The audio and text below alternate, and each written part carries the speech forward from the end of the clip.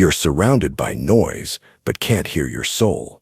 You move endlessly, but arrive nowhere. You chase peace through screens, success, and recognition, yet wake each morning with a restless heart. You are not living, you are reacting.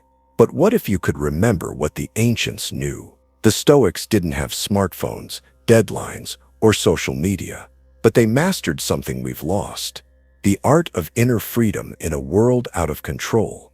Imagine being an emperor, a slave, or a senator in ancient Rome, living in the shadow of war, betrayal, and death, and still finding serenity. Marcus Aurelius governed an empire. Epictetus was chained in servitude. Seneca walked through politics steeped in corruption. And yet each of them found a fortress within, a place untouched by circumstance. Today we don't face lions in arenas. We face deadlines, isolation, comparison, and burnout. But the battlefield remains the same. The human mind. This is not a video about history. It is a survival guide, a manual to remember who you are and how to live well, here and now. In a world that demands your attention, these 10 Stoic lessons will help you reclaim your life. 1. Control what is within you. Epictetus began where all transformation begins, with clarity. Some things are up to us, and some things are not. These words, deceptively simple, contain the foundation of a life of peace, strength, and self-possession. In the modern world, we are trained to focus outward. We're told to manage expectations, chase results, influence outcomes. But the Stoics remind us that is the path of frustration. You do not control how others behave. You do not control if they love you or abandon you. You do not control the economy, the weather, the delay in your flight, the silence after your message. You do not control who goes viral. You do not control death, but you do control how you respond. This is not about apathy. It's not giving up. It's waking up. You control your thoughts. You control your speech. You control your discipline. You control your effort. You control whether you show up calmly, virtuously, intentionally. There is a Roman soldier inside you, a philosopher, a guardian of the soul. But every time you try to fix what's outside, you leave your post. The Stoic life begins when you stop outsourcing your peace. You don't wait for the world to calm down so you can finally breathe. You decide to breathe, even while the world burns. Think of the archer. He trains every day. He sharpens his aim, strengthens his arms. But the wind is not up to him. The wise archer does not curse the wind. He adjusts, he releases, and he lets go. To suffer is to confuse your responsibility, to try to govern what was never yours to command. But to flourish, to be free, is to master the only kingdom you were ever meant to rule, your own mind. So today, ask yourself, where am I wasting my power? What am I trying to control that is not mine? And what parts of me have I neglected, abandoned, ignored? Take them back. Begin again. Rule yourself, because that is the only way to take control of your life.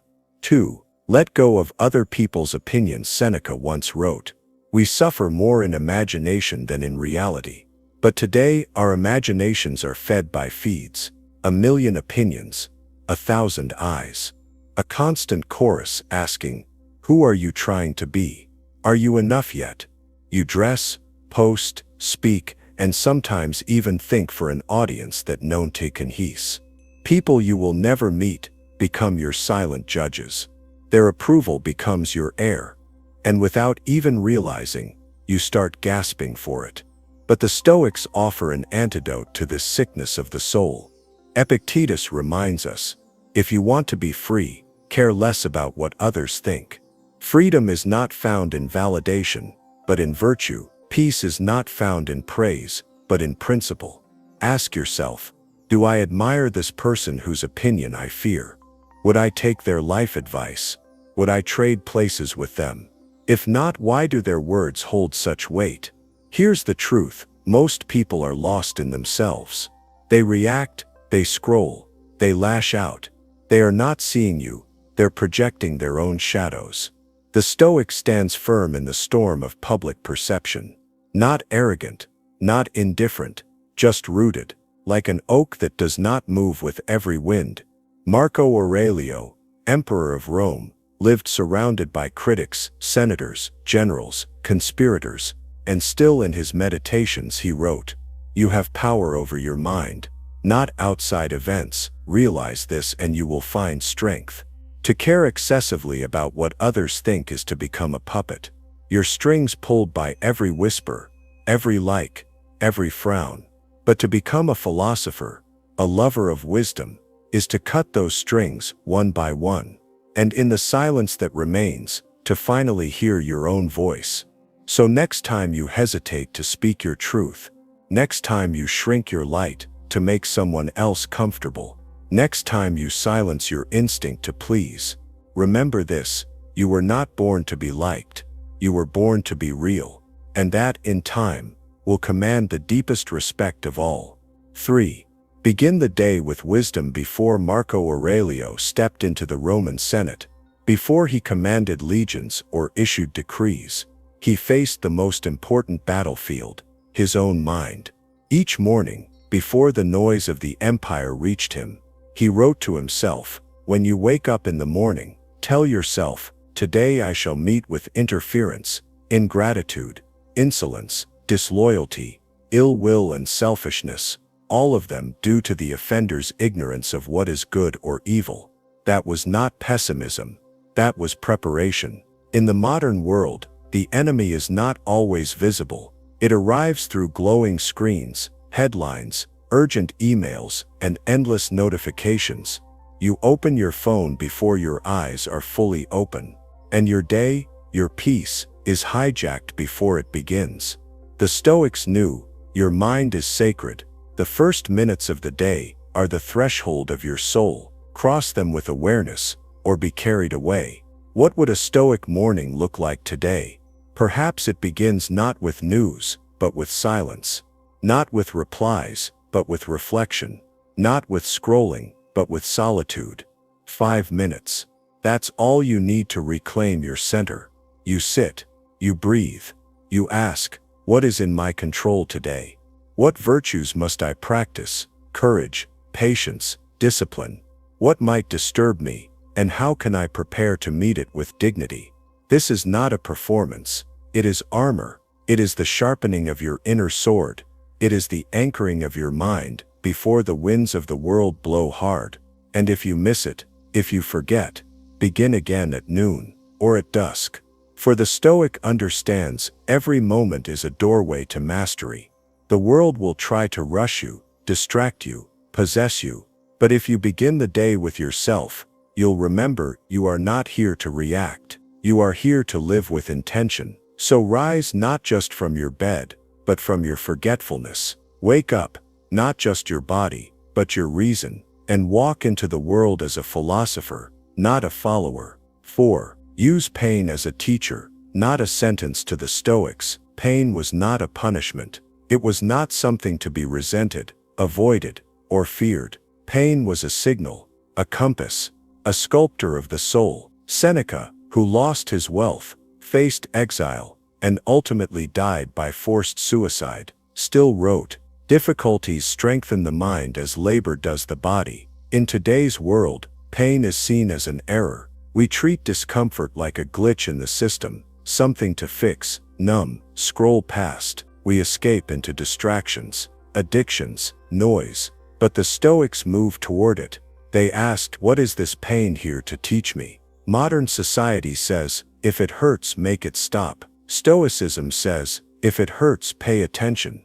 Because suffering is a message. It reveals where we are attached, where we are resisting, where we have forgotten what truly matters. There are 2 types of pain: the pain that breaks you, and the pain that builds you. The first comes when you run from truth. The second comes when you face it and grow. Imagine a sword. Its strength comes not from decoration, but from being tested by fire. You too are tempered in challenge, the heartbreak, the failure, the betrayal. These are not tragedies, they are trials. They ask, will you be hardened into bitterness, or refined into wisdom? Epictetus, once a slave, said, "It's not what happens to you, but how you react to it that matters." This is not coldness, it's courage. It's refusing to let suffering be wasted. It's turning your wounds into windows through which light can enter. So when the pain comes, and it will, don't flinch, sit with it, speak to it. Ask, what am I clinging to that needs to be released? What is this experience revealing about my nature, my expectations, my illusions? How can I emerge from this more just, more patient, more aligned? Pain is not the enemy, it is the mirror, and if you dare to look, it will show you who you are and who you can become. 5. Remember death, memento mori. You live as if you were eternal, but death walks beside you, silent, patient, ever present. The Stoics didn't avoid this truth, they embraced it. They carried it like a companion. Memento mori, remember you must die, not as a threat, but as a gift. Marcus Aurelius, Emperor of Rome, wrote, "You could leave life right now. Let that determine what you do, say and think." Modern life hides death. We mask it in hospitals, bury it beneath filters, distract ourselves with busyness. But by forgetting death, we also forget life. The Stoics saw things clearly. Death is not the opposite of life, it is the condition for it. Imagine living each day with the awareness that it could be your last. Would you scroll endlessly? Would you argue over trivial things? Would you postpone your dreams, your truth, your love? Or would you speak more kindly, act more boldly, forgive more easily? Memento mori is not a morbid obsession, it's a spiritual awakening. It wakes you up, it sharpens your focus, it reminds you that time is your most precious resource, and it is vanishing. Seneca wrote, "It's not that we have a short time to live, but that we waste a lot of it." How much of your life is lived in hesitation, in fear, in waiting for the perfect moment, which never comes? The Stoic, remembering death, chooses differently. He writes the message today. He embraces the silence now. He speaks the truth while it matters, because he knows every sunrise is a gift, every breath is a miracle, and none of this is promised tomorrow. So look around. The people you love, one day, they will be gone. The body you inhabit, one day, it will fade. The opportunity before you, it will not wait forever. This is not a reason to despair. It is the ultimate call to presence, to depth, to purpose. And when death does come, because it will, the Stoic meets it not as an intruder, but as an old friend. I have lived, I have loved, I have stood for what mattered, I am ready. That is the power of memento mori. 6. Accept fate. Amor fati. There are two ways to move through life. You can resist what happens, complain about it, wish it were otherwise, or you can embrace it, fully, even joyfully, as if it had been chosen for you. This is amor fati, the love of fate. It is not passive acceptance, it is active affirmation. It is saying yes to life, exactly as it is. Friedrich Nietzsche later echoed this Stoic idea, when he wrote, "My formula for greatness in a human being is amor fati, that one wants nothing to be different, not forward, not backward, not in all eternity." The Stoics lived this. Epictetus was born a slave. He didn't resist that fact, he used it. Seneca was ordered to die by suicide. He didn't beg, he prepared. Marcus Aurelius lost children, fought wars, endured illness, and still he wrote, "Whatever happens to you has been waiting to happen since the beginning of time." This is not fatalism. It's not saying I can't change anything. It's realizing the past already happened. The present is happening. Your power lies not in rewriting history, but in how you meet it. The modern world sells us the illusion of control. We believe we're entitled to comfort, fairness, success. So when hardship comes, we resist, we break, we ask, "Why me?" The Stoic asks, "Why not me?" What if this trial, this pain, this interruption, this loss, was given to you for a reason? What if it is the exact shape of your growth? The storm is not the enemy, it is the forge. To love your fate is to stop labeling events as good or bad. It is to trust that everything is raw material, for virtue, for strength, for becoming. You don't have to like it, but you can honor it. You can say, "This is mine. I will rise through it." Think of a fire. Throw obstacles into it, and it burns brighter. This is what amor fati is. Not merely enduring what happens, but absorbing it, transforming it, letting it make you luminous. So next time life hands you the unexpected, a delay, a diagnosis, a disappointment, don't recoil. Open your arms. Say thank you. Say yes. Say, "I will make this beautiful." That is amor fati. 7. Be indifferent to what doesn't matter. In a world of endless information, opinions, and noise, the Stoic is not cold. He is clear about what matters, clear about what doesn't, and fiercely indifferent to the latter. The Stoics used a powerful word, adiaphora, things indifferent, wealth, status, praise, insults, appearance, likes, dislikes. These are not inherently good or bad. They are external, and therefore irrelevant to your virtue. Marcus Aurelius wrote, "You could become good today, but instead you choose tomorrow." Why? Because you're distracted by the unimportant, the number of followers, the job title, the passive-aggressive comment from someone you don't even respect. Modern life rewards attention, not depth, but the Stoic refuses to be baited.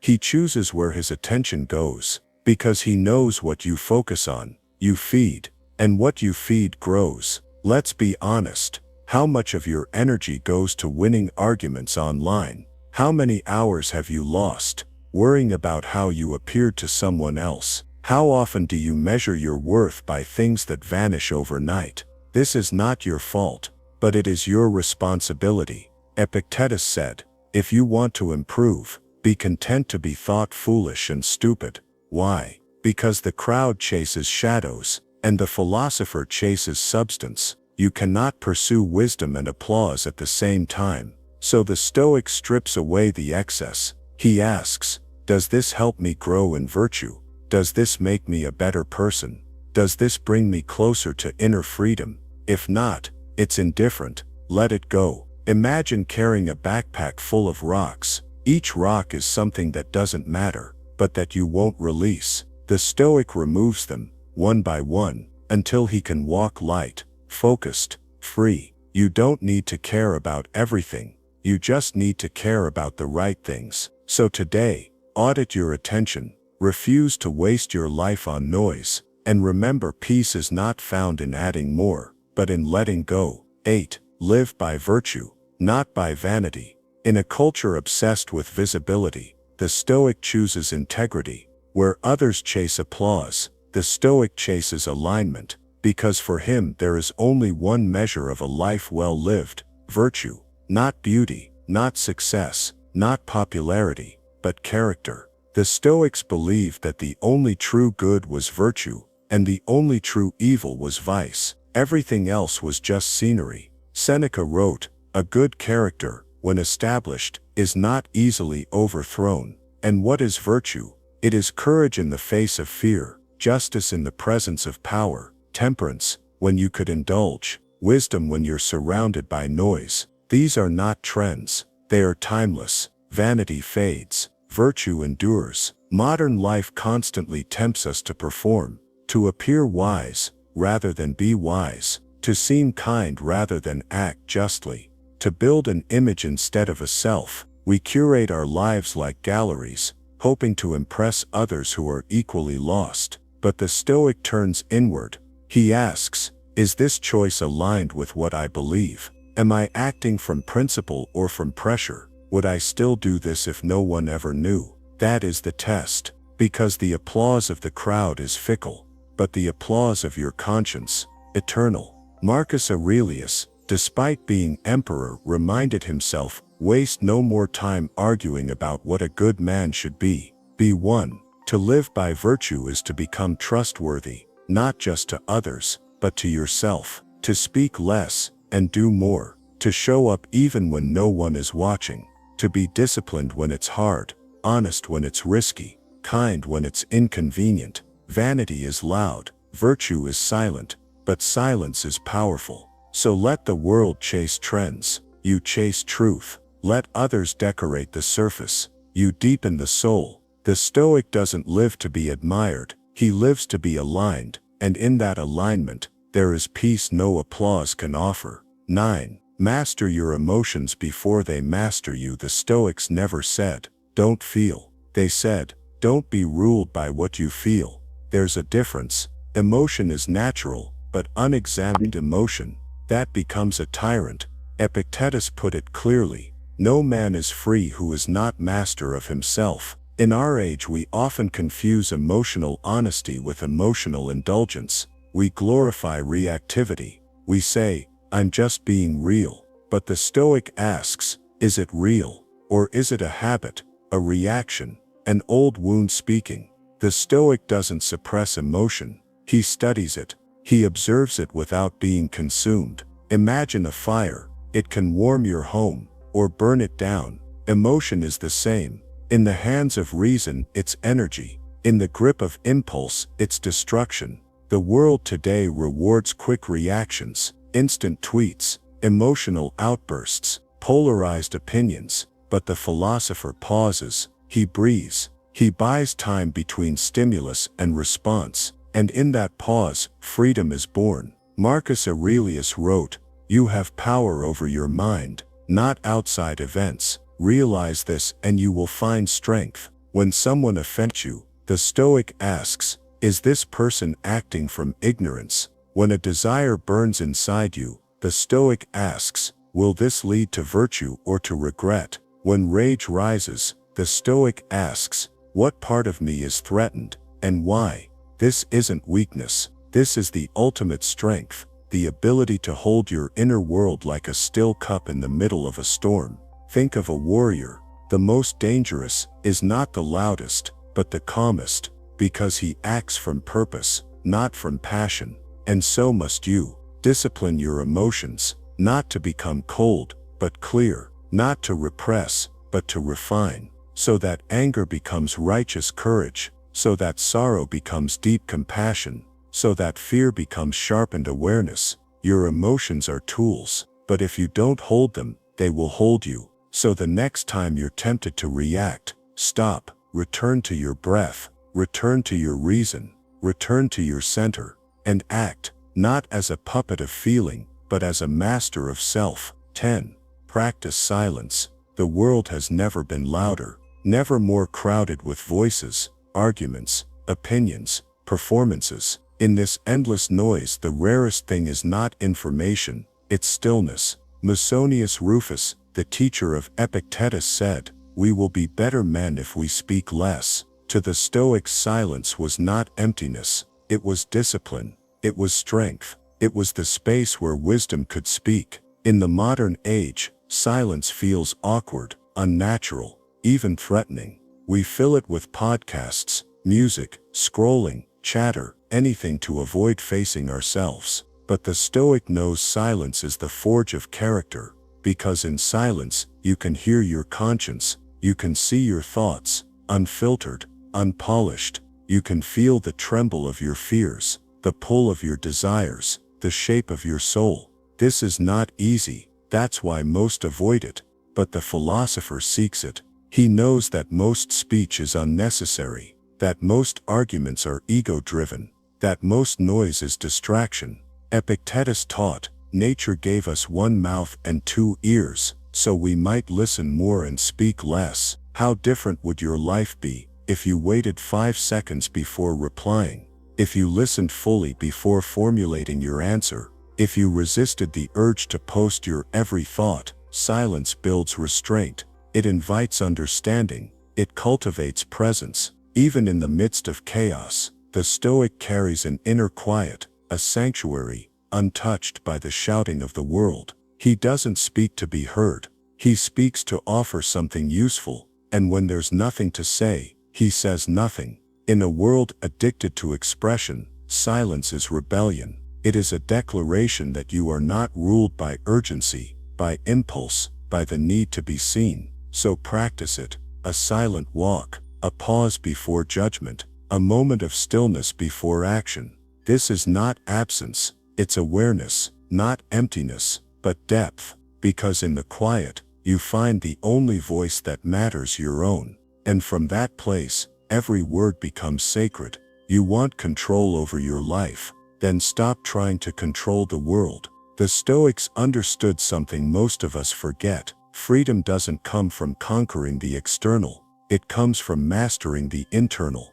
You are not the algorithm. You are not your job title. You are not what they say, or what they think, or even what you feared you'd become. You are the keeper of your character. You are the guardian of your peace. You are the final judge of your actions. This is your kingdom, and the only throne that matters is the one within your soul. The modern world will keep calling, scroll, perform, react, consume, but you can choose differently. You can breathe, you can reflect, you can live with intention, like a candle that burns silently through the storm, like a tree that bends but does not break, like a philosopher who walks through chaos with calm. As Marcus Aurelius wrote, the happiness of your life depends on the quality of your thoughts.